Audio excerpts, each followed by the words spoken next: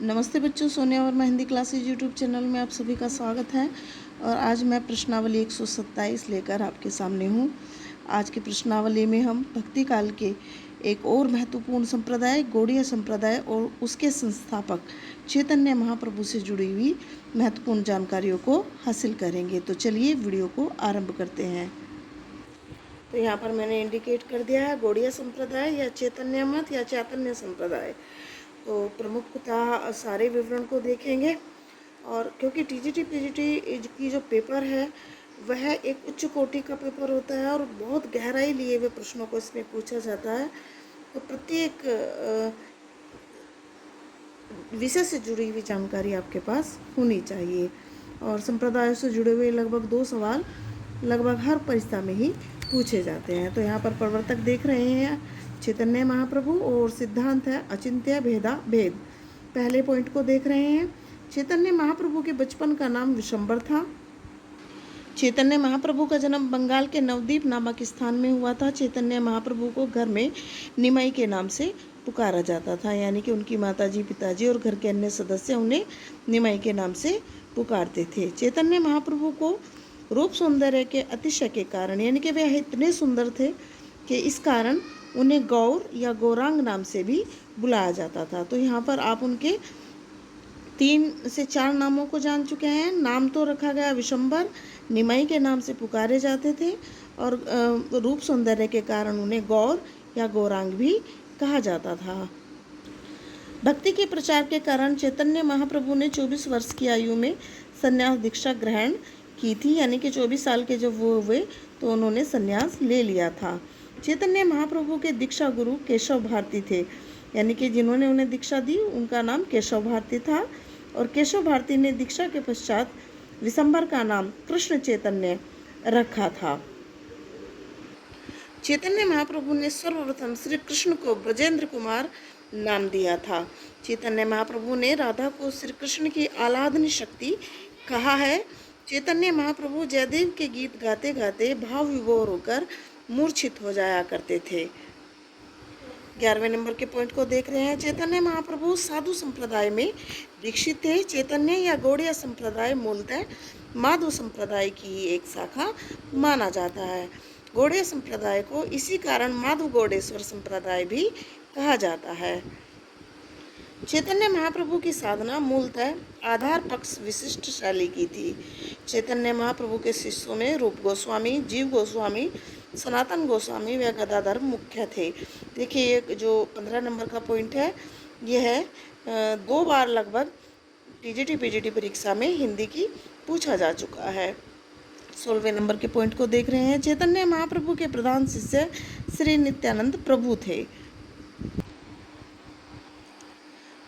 अब हम 17वें नंबर के पॉइंट को देख रहे हैं। चैतन्य महाप्रभु के अनुयायियों ने वृंदावन को अपना साधना क्षेत्र बनाया था। चैतन्य अनुयायी गोपी भाव से भगवान का भजन करते थे। 19वें नंबर के पॉइंट को देख रहे हैं। चैतन्य देव के प्रधान शिष्य श्री नित्यानंद प्रभु की पत्नी जाह्नवी देवी के प्रयास से सर्वप्रथम वृंदावन में श्री कृष्ण के साथ राधा जी की प्रतिमा रखी गई थी, यानी कि इससे पूर्व श्री कृष्ण के साथ वहाँ पर कोई प्रतिमा राधा जी की नहीं थी। वह श्रीमती जाह्नवी देवी थी, उन्होंने वृंदावन में सर्वप्रथम राधा जी को स्थापित किया था। ये बात स्मरणीय है।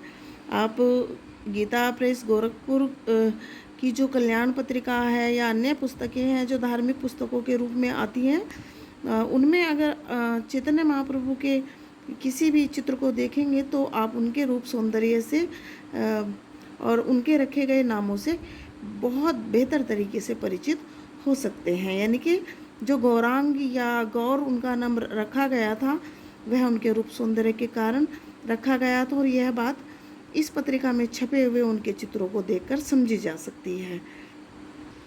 21 नंबर के पॉइंट को देख रहे हैं। 20 को मैंने हटा दिया है क्योंकि वह जरूरी नहीं। चैतन्य संप्रदाय के ब्रजभाषा कवियों में सर्वप्रथम माधवदास जगन्नाथ दास जी का नाम आता है, यानी कि ब्रजभाषा कवियों में चैतन्य संप्रदाय के अंतर्गत जिन्होंने काव्य रचना की है उनमें माधवदास जगन्नाथ जी महत्वपूर्ण और सर्वप्रथम कवि हैं। प्रसिद्ध है कि श्री चैतन्य महाप्रभु को श्री गदाधर भट्ट भागवत सुनाया करते थे। यह प्रश्न भी पूछा जा चुका है एक बार टीजीटी में कि चैतन्य महाप्रभु को भागवत की कथा पढ़कर कौन सुनाते थे, तो उसका आंसर है श्री गदाधर भट्ट उन्हें भागवत सुनाया करते थे। चैतन्य महाप्रभु के 6 शिष्यों ने गौड़ीय संप्रदाय के मूल संस्कृत ग्रंथों की रचना की थी, यानी कि इन संस्कृत ग्रंथों में चैतन्य संप्रदाय या गौड़ीय संप्रदाय के मूल सिद्धांतों और नियमों को लिखा गया है। चैतन्य महाप्रभु के शिष्य जीव गोस्वामी से प्रेरणा पाकर गदाधर भट्ट चैतन्य महाप्रभु के शिष्य बने थे। महाप्रभु चैतन्य देव राधा भाव से भगवान का भजन करते थे। 26 नंबर को देख रहे हैं। कृष्ण भक्त संप्रदायों में माधुर्य भाव की उपासना से गौड़ीय वैष्णवों का प्रथम स्थान रहा है, यानी कि जितने भी कृष्ण संप्रदाय हैं उनमें गौड़ीय जो वैष्णव भक्त हैं उनका जो स्थान है वह प्रथम है उपासना में। 27 नंबर को देख रहे हैं। चैतन्य महाप्रभु के दीक्षा प्राप्त शिष्य और उन्हें भागवत की कथा सुनाने वाले गदाधर भट्ट दक्षिणी ब्राह्मण थे। चैतन्य महाप्रभु ने 24 वर्ष की अवस्था में संन्यास दीक्षा ग्रहण की थी। 31 नंबर को देख रहे हैं। चैतन्य महाप्रभु के अनुयायियों ने वृंदावन को अपनी साधना का क्षेत्र बनाया, और इस वीडियो का अंतिम जो पॉइंट है वह है गोपाल भट्ट एकमात्र ऐसे महात्मा थे जिन्होंने चैतन्य देव से दीक्षा ली थी, यानी कि ये एकमात्र ऐसे उनके शिष्य हैं जिन्हें चैतन्य स्वामी ने स्वयं दीक्षा दी थी।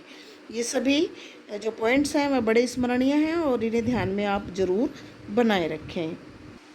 आशा करती हूँ आज की प्रश्नावली के महत्वपूर्ण जो विवरण मैंने आपके साथ साझा किए हैं वह आपके लिए कारगर सिद्ध होंगे, और ऐसी ही नवीन जानकारियों से युक्त कल की वीडियो होगी। और यदि वीडियो पसंद आए आज की तो वीडियो को लाइक कीजिए और चैनल को सब्सक्राइब जरूर कीजिए। चलिए कल मिलते हैं, तब तक के लिए नमस्ते, धन्यवाद।